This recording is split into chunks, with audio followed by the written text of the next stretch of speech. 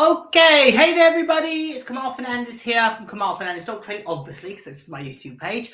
On day 5 of the Relabelling Reactivity Deep Dive, or deep dive into reactivity. And over the last couple of days, we've had some fantastic information. So I'm going to just pause and make sure that, one, I'm coming out live. So we always like technical things to work. And if you can hear me, just let me know. Let's have a quick look. Let's make sure that I'm coming out live.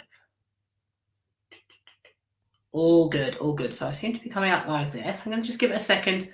If you are watching, just let me know that you can hear me. I'll check on my various... let's have a look.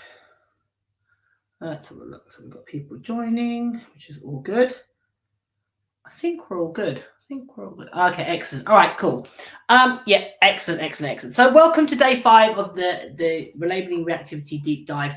Over the last week or so, from Monday through to today, we've been doing lives each day with myself and various members of my Relabelling Reactivity team talking about reactivity and dispelling some myths, hopefully giving people some advice and guidance about how to overcome their dog's reactivity challenges. It's really, it's such a topical term, reactivity, and it's applied from everything from the dog that's the overzealous greeter, to the dog that's incredibly fearful and apprehensive, to the dog that's frustrated and wants to just be overzealous with other dogs, to the dog that's prey-driven and frustrated, etc. And it's an all-consuming label that's attached to lots of different behaviors. And the thing that I hope that you take away from this, these 5 lives, is that it isn't something that your dog has to stay with. That's one of the biggest misconceptions about reactive behavior, is that people feel they have to remain in that headspace of the dog is now going to have this issue eternally, and there is no light at the end of the tunnel, and nothing could be further from the truth.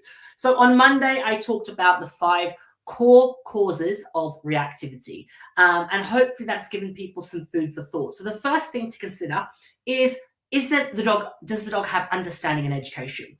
The thing that we constantly place on our dog's shoulders is the heady weight of expectation about how we want them to behave in situations where there's conflicting interests, there's distractions, we're asking them to ignore instinctive responses. We're asking them to be the social, the epitome of social etiquette. We are asking them to be, quiet and seen but not heard, etc. So we ask a lot of our dogs, and I blame largely Disney for that, for putting out imagery and what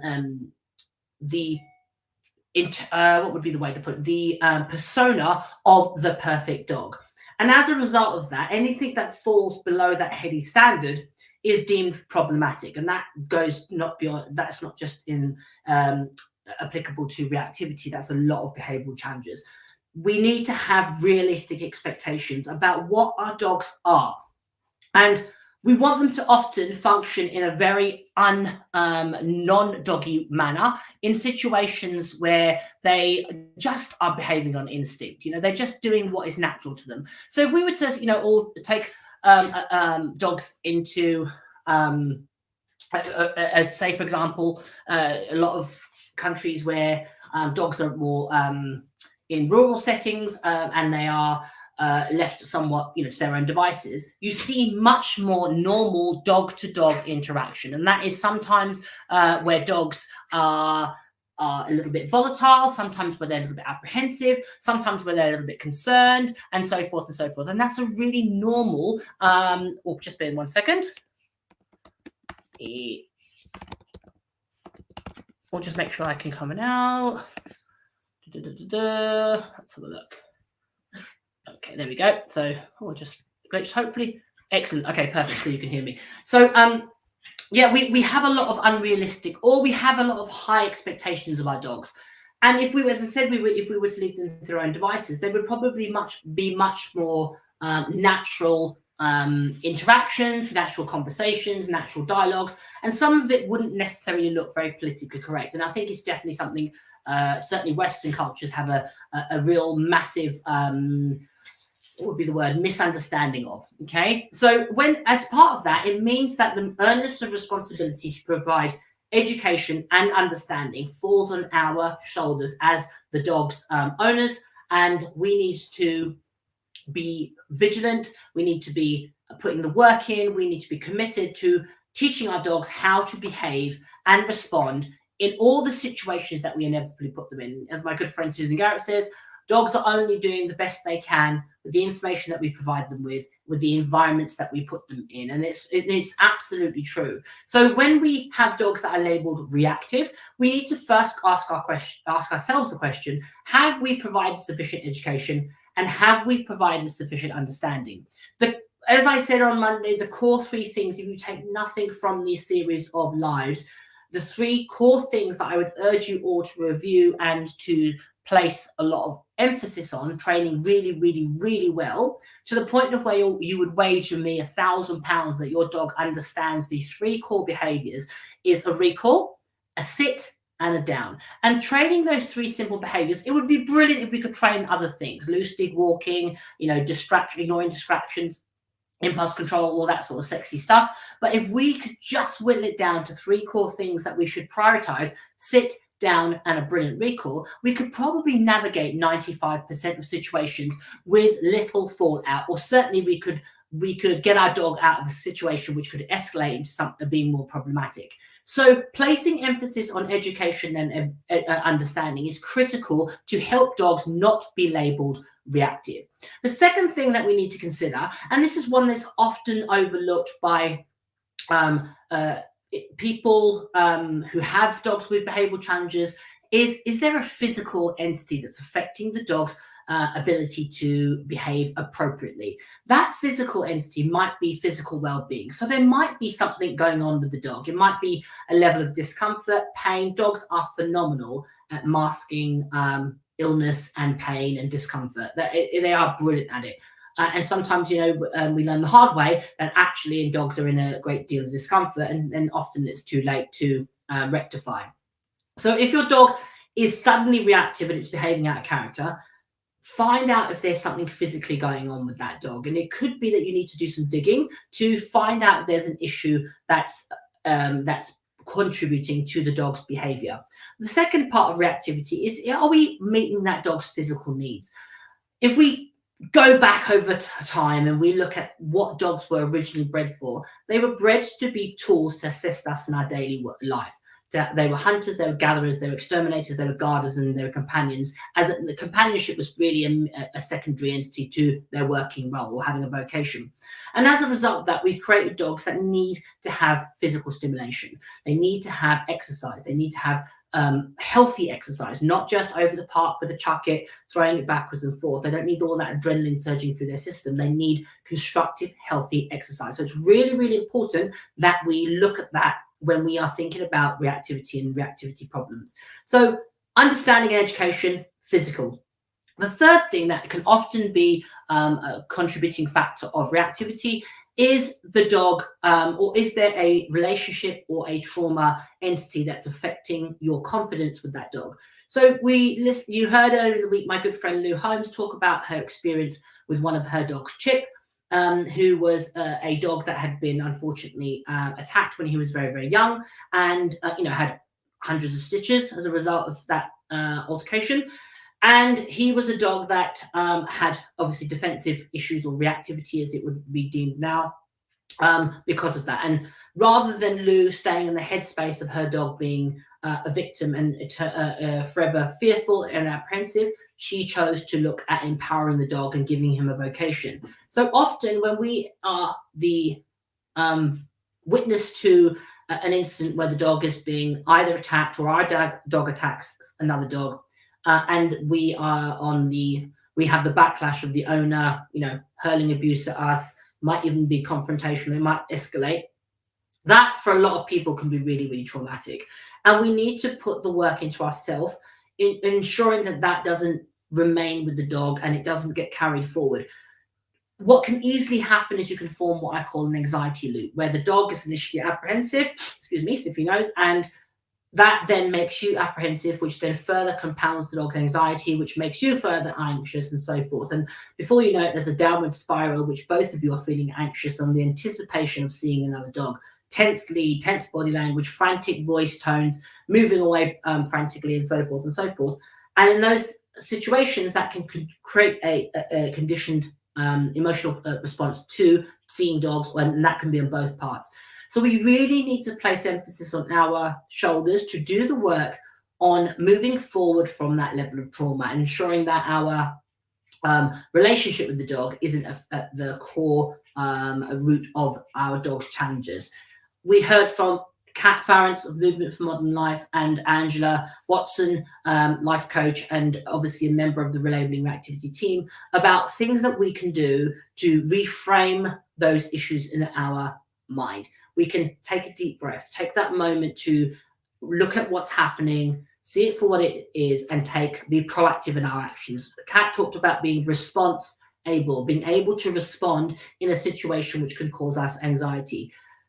Angela talked about taking that breath, taking that moment just to be kinder to ourselves, to not beat ourselves up with a big stick over what we should have done and what we could have done, and try to focus on what we did do and how we can move forward. So really, really powerful information about how to help the owner and to be kind to yourselves.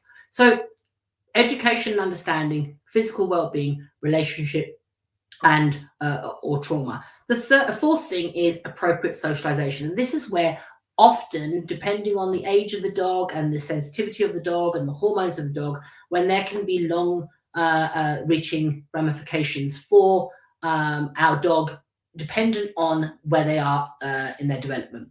So certainly in the initial fear period, at about sort of 12 to 14, 16 weeks, when your dog is entering that phase of being sensitive because of their teething and their mouth's going to be sore, that's going to make them more sensitive to sound and touch.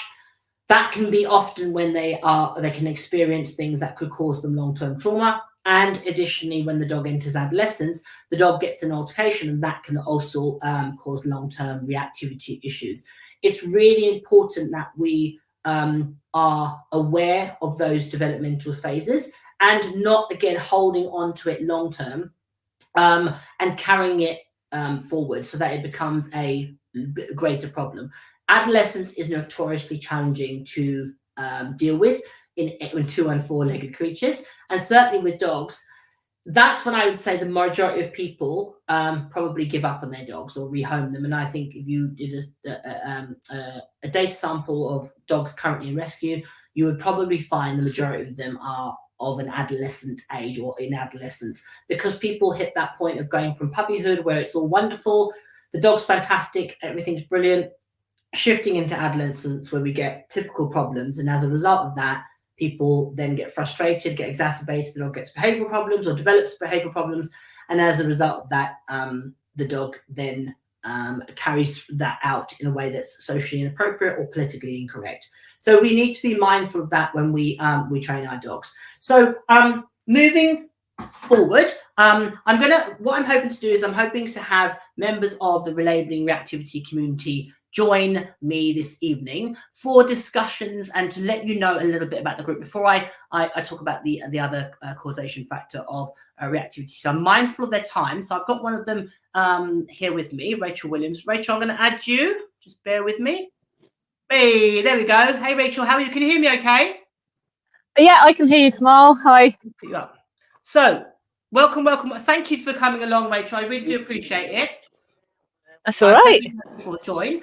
So obviously you're a part of the Relabelling Reactivity community. Just tell us a little bit about obviously what brought you to the group. What was your initial challenge that you had with your dog? Well, the dog that is currently looking at the camera, this is Mac. I got him at 8 months old as a rescue. He was born in December 2019.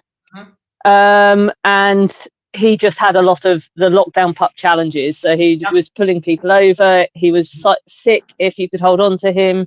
He was reactive towards other dogs, to not so much to people, but children, bikes, the usual sort of collie things that you expect. I took him to a puppy camp when he was a year old, tied to me in a canicross harness because I couldn't guarantee to hold on to him. And I was just looking for, I've got some knowledge of sort of behaviour and stuff. I've done quite a lot of courses, but I was just looking for another thing, and that supportive community. And I've really found it with the Relabelling Reactivity group. There's such a lovely, supportive, helpful community, and it's so nice to be able to go on and to celebrate our little victories. Yeah. And to have somewhere to vent occasionally. It's not very often for us. Absolutely. And I think that's really, really a critical part of the when you are on the process or in the process of working through reactivity challenges, it can sometimes feel a really an isolated process.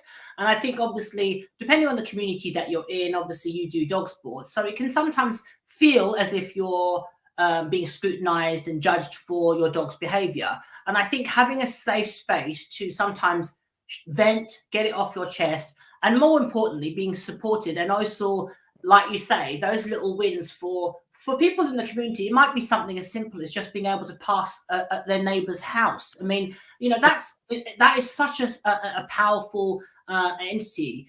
So obviously you've been part of the community. What do you feel? Obviously the support of the community has been a massive part. How has it helped shift your dog's behavior then?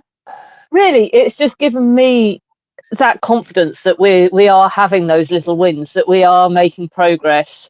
I felt sort of stuck in a rut. Yeah. So when did I get Mac? 2020. So I'd had sort of 3.5 years of managing, and there'd been vast improvements in his behaviour in those 3.5 years. Mm-hmm. But there was also still challenges. Mm-hmm. And actually to feel that wasn't unusual, and that the tools that I had in place to manage him were correct, and the positive reinforcement that I was using was a really good way forward. And just having that support of that community and just making those little wins and being able to celebrate, when he made the decision to come back to me instead of go and have another go at another dog, was just so massive for us. And it's really helped build our confidence, and now I trust him more than I did. Yeah, that's amazing. Rachel, it's great to obviously have you here and celebrate your progress forward. Thank you very much for coming on. I really do appreciate it. I'm gonna go over to Bonnie now, so let's switch you off. Thanks a lot, Rachel. Take care. Bye. Okay, so hi Bonnie, how are you? Bonnie, can you hear me? Oh. Can you hear me? Yeah, thank you. How are you? Go. I'm good. How are you, Bonnie? How are you keeping? Hang on, I'm going to just do... That's better. Okay, how are you keeping? Yeah, I'm good. Good, thank you. Excellent. So... Yeah, not too bad. Excellent. There's a little bit of a delay on the sound, Bonnie, so hopefully you can hear me okay. So Bonnie's dog Hudson was one that I... keep losing you. I don't know if it's my internet might be playing up a bit. Yeah, it could be. That's better. I think you're better now because I think you froze there for a second. Yeah, so, I think my internet's playing up.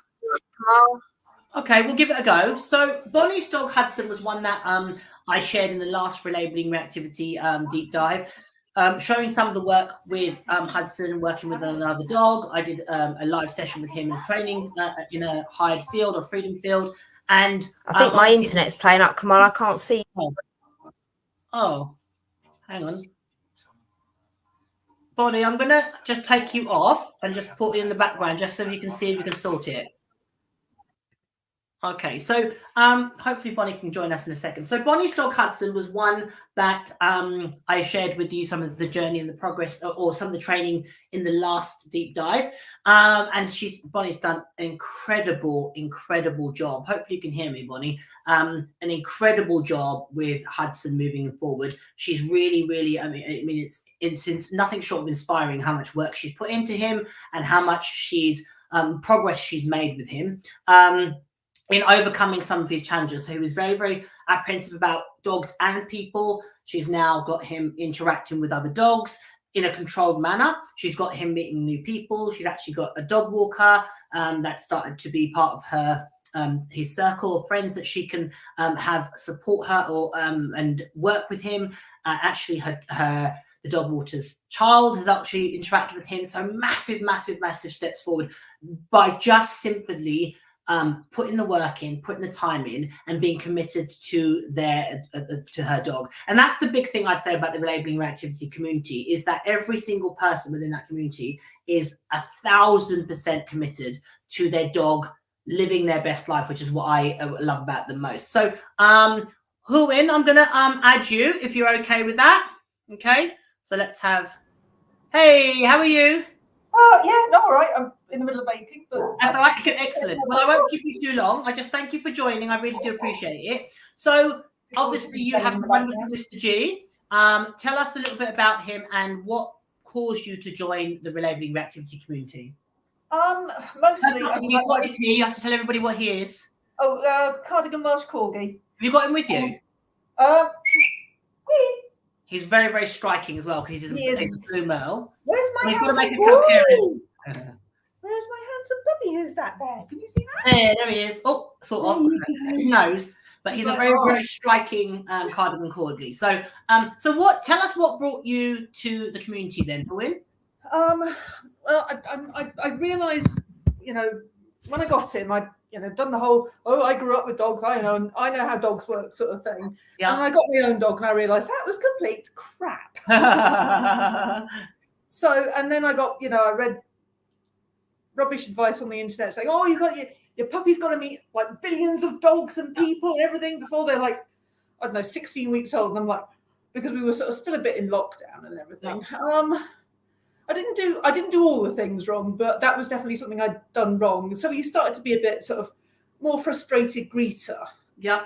And I realised, fortunately, fairly sort of quickly that this wasn't really on. So I started working with a local trainer, and we did quite a lot of puppy classes and quite a lot of just general training classes with him. Yeah. And we were just starting to get through that and on top of it. Yeah. And then we got to adolescence.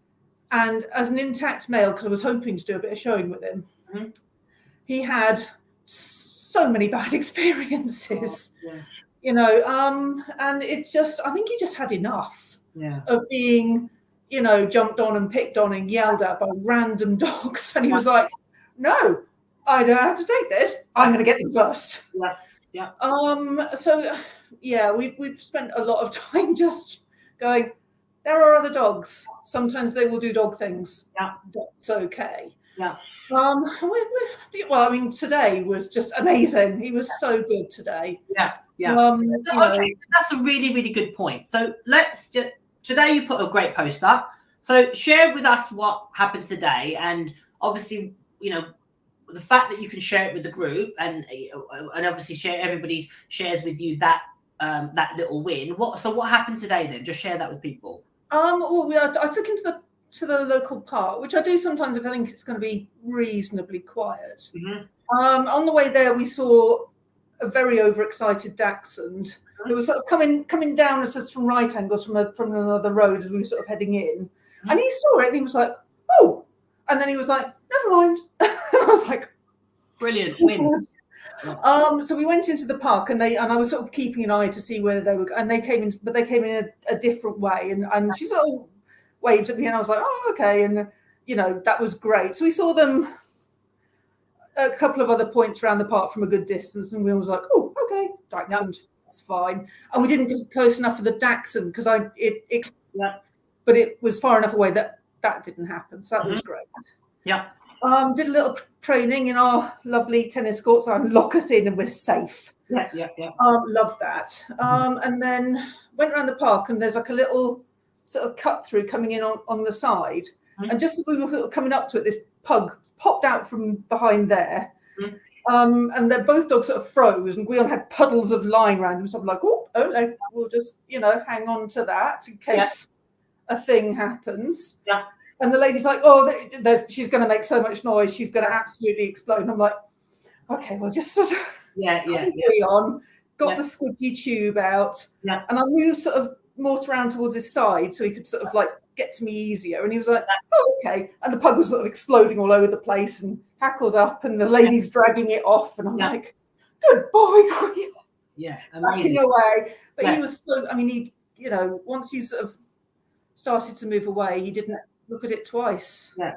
And That's, I mean, the thing that, you know, I said in my response is, it's those things that makes the group so effective, because it's somewhere where those little wins, you know, for a person that has a reactive dog, or a dog with reactive challenges, I should say, you know, if you said that to, I don't know, and somebody else, they would probably go, oh, what's the big deal? But when you are in a place, and when you feel like, sometimes it can be your confidences that are an all-time low.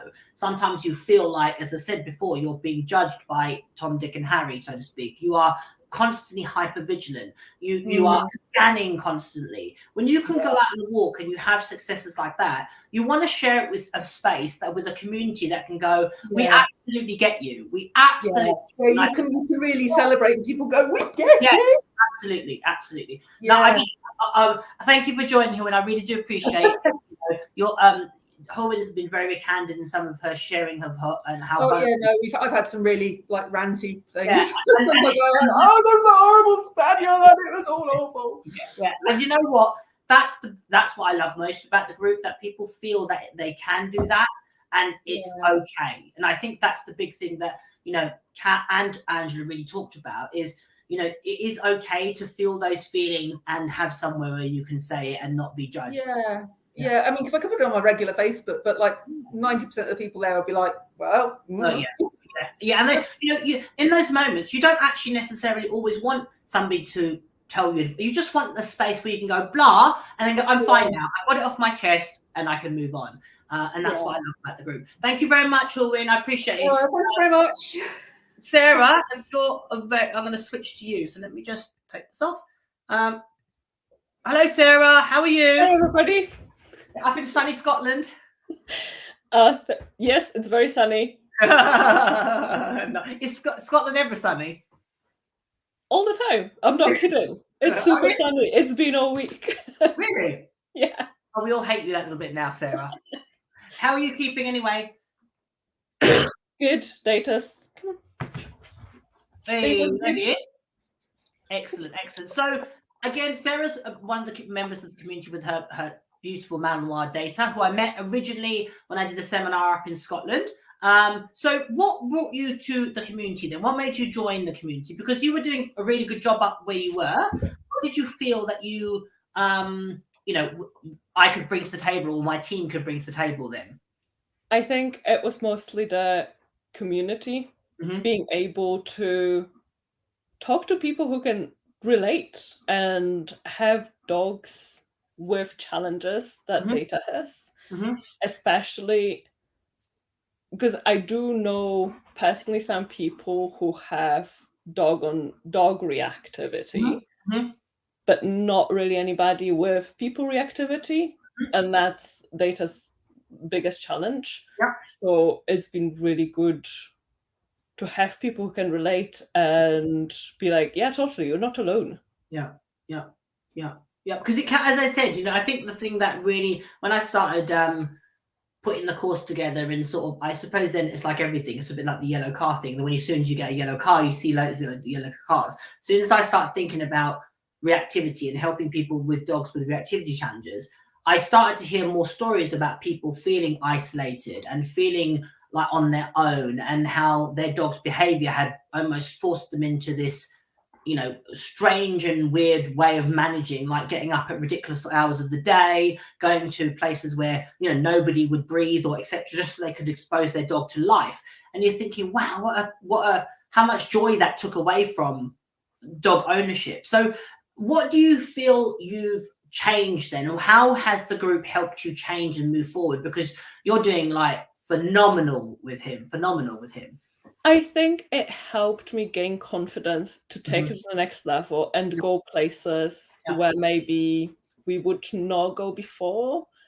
So recently he's been to a scent work workshop. That was 2 days, and we ended up being indoors because Scotland. Yeah.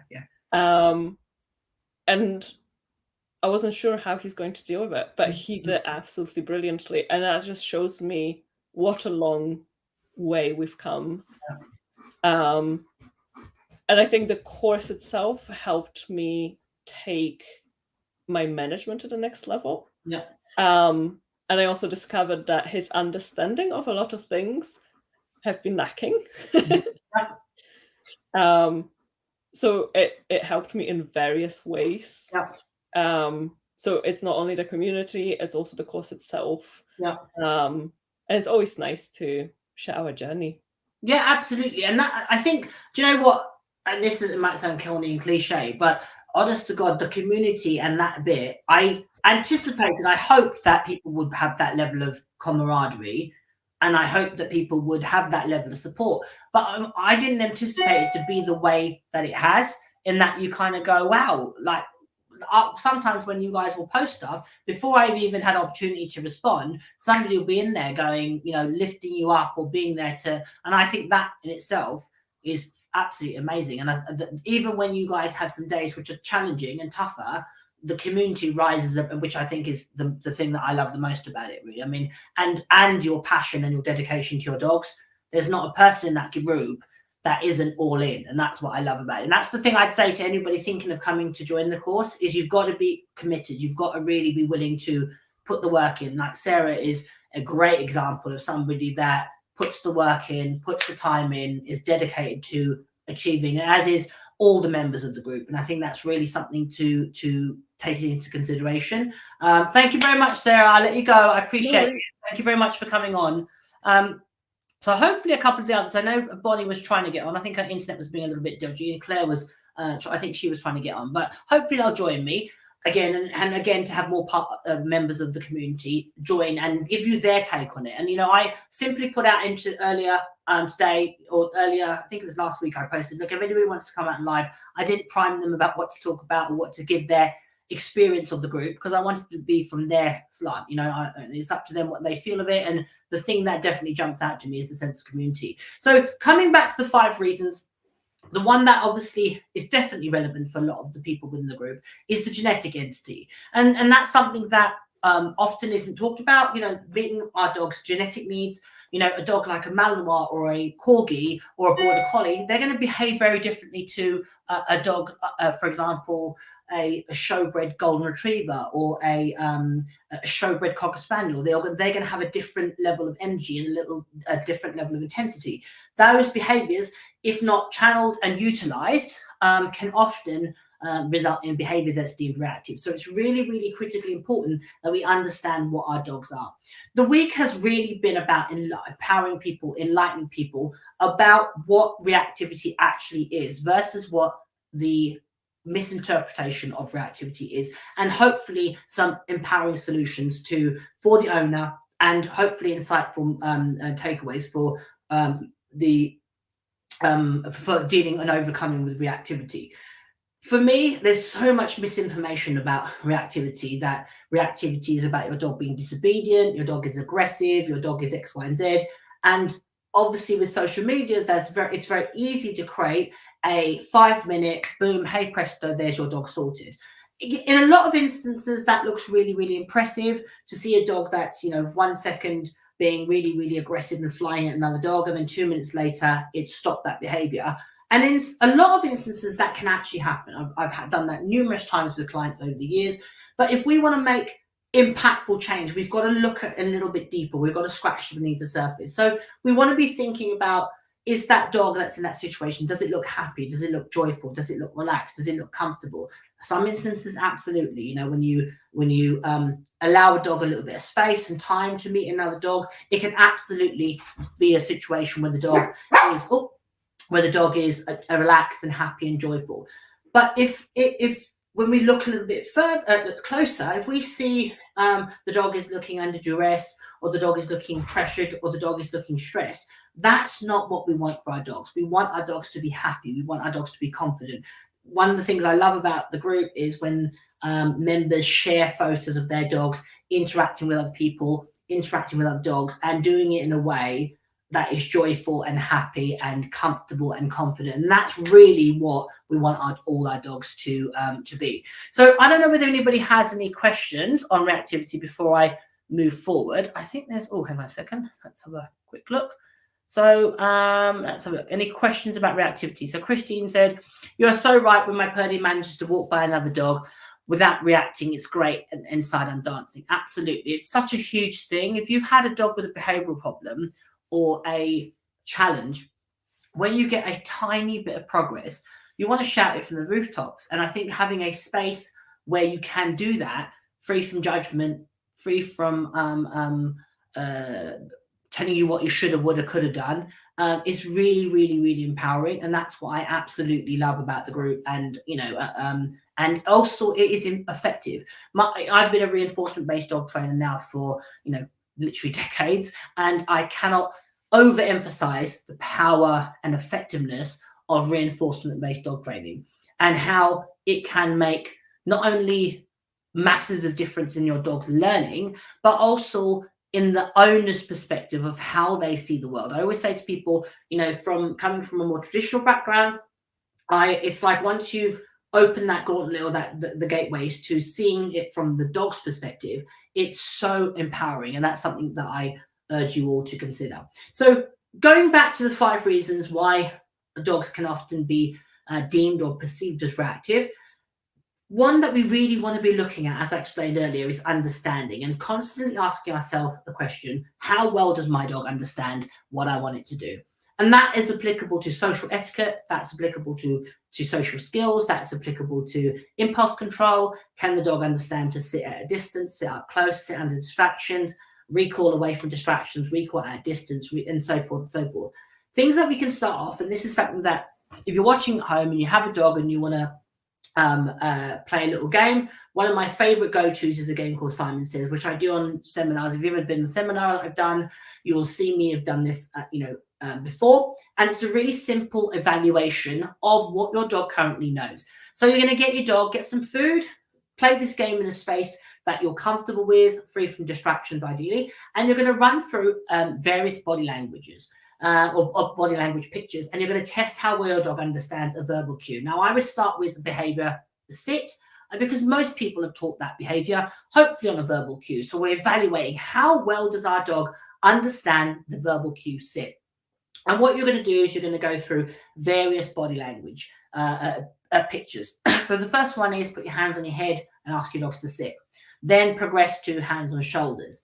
Then progress to hands on hips, and then progress to hands on knees, and then progress to hands on toes. What you will probably find is that there will be a point of where your dog struggles to respond to the verbal cue sit.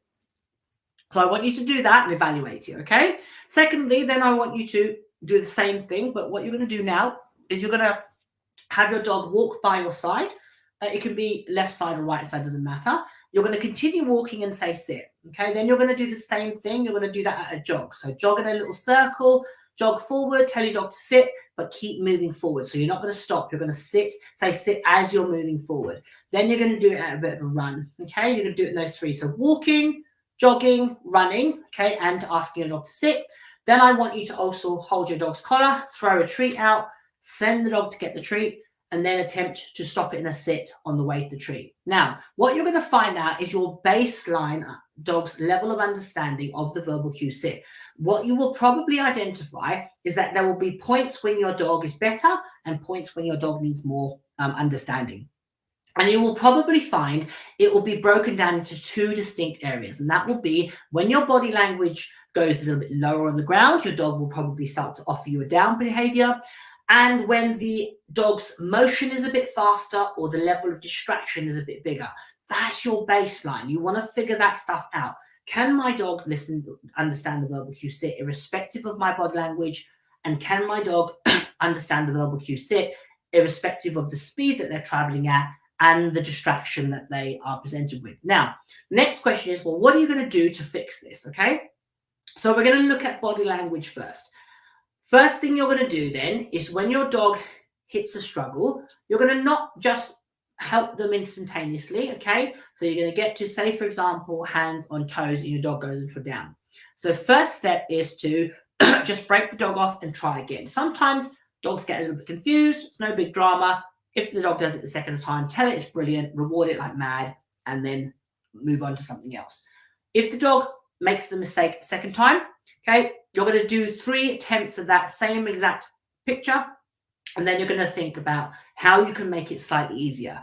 Now, that might be bringing your hands a little bit higher. So it might have been that your dog was successful when you put your hands on your knees, but they can't do it when your hands are on your toes. So you're going to find a happy medium between those two things and aim to get some success. And when your dog is successful, absolutely celebrate it. Tell the dog it's wonderful and break it off. Now, this is what I call the success protocol. When you identify what your dog can't do and you know what they can do, your goal is to figure out a plan of action in between.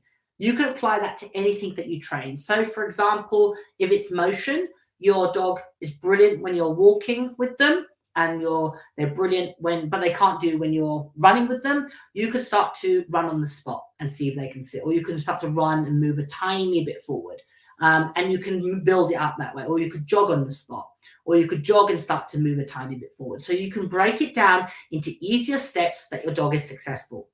Similarly, with distractions, you can start with holding the food in your hand, or you can have the food and move it around in your hand a little bit, or you can have the food, your dog on one side and your food on the other. Place it on the ground, don't drop it, just place it and see if the dog can sit. As soon as they sit, release them to get the food. So lots of ways in which you can break something that's more challenging to your dog, break it down into easier pieces and cause the dog to be successful. Simon says, great game for evaluating your dog's understanding, okay?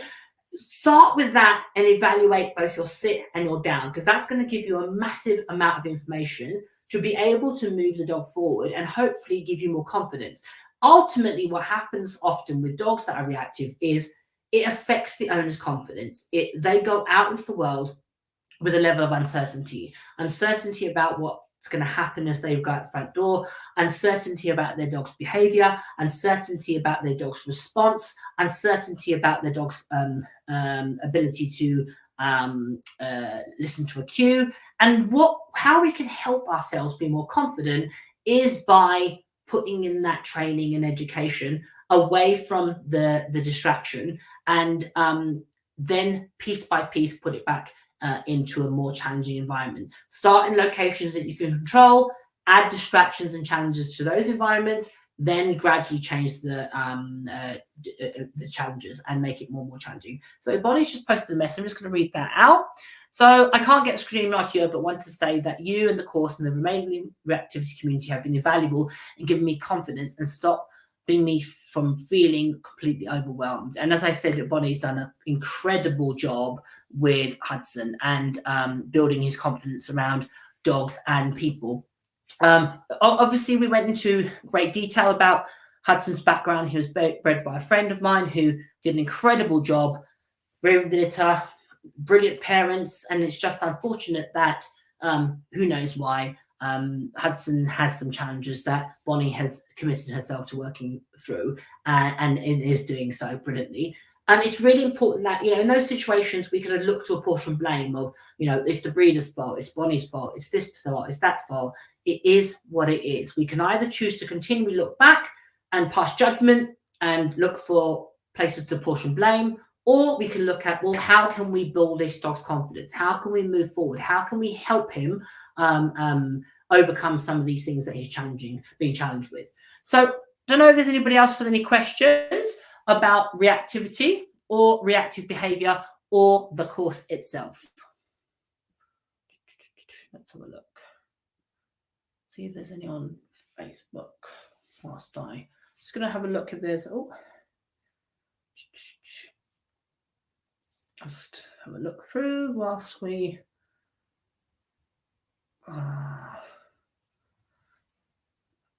I'll give it a moment.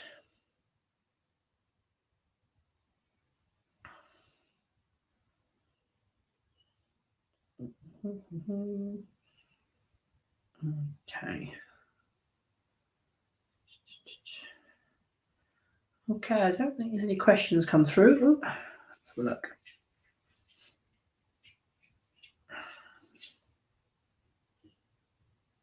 Okay. Oh, there was a comment that I wanted to just read earlier from one of the community. So whilst, okay, how does the course work? So I'm going to come back to that list. There was a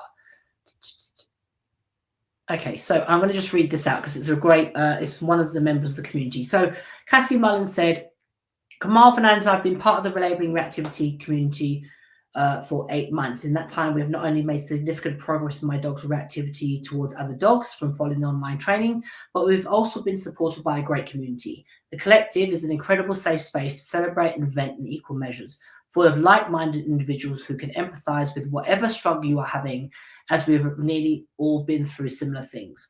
You also have the benefit of being about to ask specific questions of Kamal and receive feedback to your personalized your learning. I would wholeheartedly recommend the training and support. So thank you very much to Cassie. So again, another testimony from people within the community, and I wanted you to hear it from them if you're thinking about joining. So the course is set out really easily. It's set out on my website where you get a login. Obviously, you can work through the course content at your leisure. So you have access to that, 24/7, 12 months access, and you can obviously remain in the group and remain on the course. But what used to happen was you could effectively join the course and self-study, and which was brilliant, and a lot of people did that. But I really wanted to cultivate that sense of community. And previously what I did was, if you wanted to become part of the VIP group, which is called the Relabelling Reactivity Collective, that was at an additional cost. And obviously lots of people have done that. And I really started to look at the power and the impact of that community. And I really wanted everybody to experience that. Now, that doesn't mean if you're not a person that wants to contribute, or there's lots of people in the community that don't post videos or comment, but they just have the support of the community, that's absolutely down to you. But everybody now, as standard, gets access to the VIP group as part of their subscription to the course. The course is laid out in such a manner that you have core skills to work on. Then you move on to more specific. It talks about the different types of reactivity on there. You have input from our various experts. Kat Farrance has put, obviously, of Movement for Modern Life. We've got Angela's contributed content on there. You've got contributions about diet and reactivity from Caroline Griffiths, who's a canine nutritionist. You have input on physical impacts of reactivity or physical causes of reactivity. You also have lectures that I've done on the VIP group, which you can access. You're also part of the community where if you want to ask a question, vent, share your journey, share your ups, share your downs. You can post videos for feedback if you want some feedback about your training or what's going on. That's the level of support that we offer in that group. So regularly I do lives in the group. I try to do them at least once a week. Sometimes depending on the question that people are asked, it might be more than that, but generally once a week. I do a live in which I offer the opportunity to ask any questions or just simply give any feedback about anything that people have been asking, I should say. I regularly have other people come and contribute on the group, various other experts. So it is definitely a group that I'm incredibly proud of. And I cannot sing the people within the collective's praises enough for as I said, for the support that they give each other. And if you're looking to join, there is a 3-day free trial for anybody that signs up. That's a standard now on all my online courses. You can come in, have a look around the course, have a snoop around, see if it's for you, see if you're comfortable with online learning. And if you are interested in joining, then obviously you can maintain your subscription. So if you have any questions about the course, just send me a message. If you're concerned about whether it's effective for you, whether you think you'll gain from it, just join us, do the 3-day free trial. It's free. You can have a look, suss it out and see if it's something that you'd be comfortable with, or send me a message and I can certainly give you some guidance. So I don't think there's anything else. I don't think there's any other questions. If you know of anybody with a reactive dog that you think will benefit from being part of the community, just send them the link to the website. I will share it in this chat. I want to just first finally send a massive thanks to all the people from the collective that have joined the conversation tonight and have shared their experiences and continue to work to better the lives of their dogs, which is what all of us want. But they do so in a way that's compassionate, empathetic, and really is genuinely inspiring. And it makes my job so enjoyable. I'm very lucky to have my job and to do what I do, but it's because of those people that motivate me to want to help them and to be able to obviously do things like this and give information out and help other people have better lives for their dogs. I think that's about it, guys. Hopefully you've enjoyed the live this week. If you have any questions, message me, send me an email, or have a look at the course and think about signing up for the free 3-day sign up option.